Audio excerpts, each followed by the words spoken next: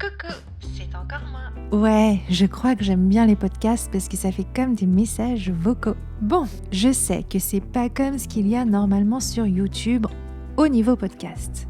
D'habitude, c'est des interviews, des audios qui durent une demi-heure, 1 heure, voire plus. Oui, et d'ailleurs, on s'en fiche parce qu'on a le droit de faire ce qu'on veut finalement tant qu'on fait pas bip les autres. Et à ce que je sache, je fais bip personne en m'amusant sur ma chaîne. Pas vrai ? Ouais, j'ai pas le budget pour mettre des bips, donc je le fais avec ma bouche. Non, c'est pas ça. C'est surtout que c'est plus rapide. Je sais pas si on entend mon casque qui fait du bruit parce qu'il est vieux, donc je continue. Comme vous avez pu le remarquer, j'ai fait des vidéos en français et en japonais. Pourquoi ? Parce que j'alterne dans ma vraie vie sur ces 2 langues. Et ouais, on peut même rajouter l'anglais, mais je trouve que ça compte pas trop parce qu'en général, c'est pour écouter ou regarder en VO. En faisant l'expérience de faire des vidéos en japonais, je me suis rendu compte que je manquais cruellement de vocabulaire. Je parle un peu comme une enfant. Mes phrases ne sont pas aussi fluides que je l'aurais imaginé. Ça m'a rendu un peu triste. Je me suis quand même accrochée un moment, vu le nombre de vidéos en japonais.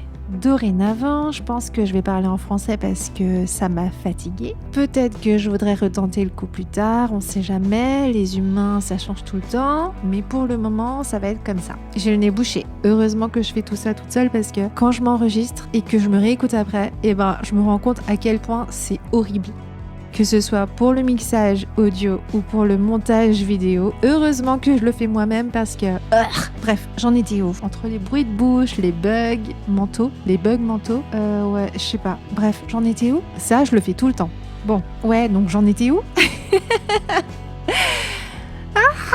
Donc, oui, heureusement que j'ai un petit peu écrit parce que sinon ça partirait dans tous les sens, c'est déjà le cas, mais ce serait pire. J'essaye quand même de mettre des sous-titres en japonais sur mes vidéos en français parce que je trouve que, en réalité, c'est pas obligé, mais j'ai envie, donc je le fais. Mais c'est hyper galère parce qu'en gros, je connais 2 alphabets sur 3. En japonais, il y en a 3. Il y a le hiragana, le katakana et les kanji.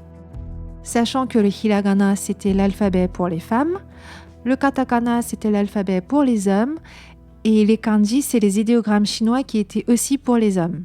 Donc, j'en connais 2 sur 3. J'ai vraiment du mal avec les kanji. J'ai essayé, mais je connais les basiques, niveau primaire, et pour les autres, c'est au feeling.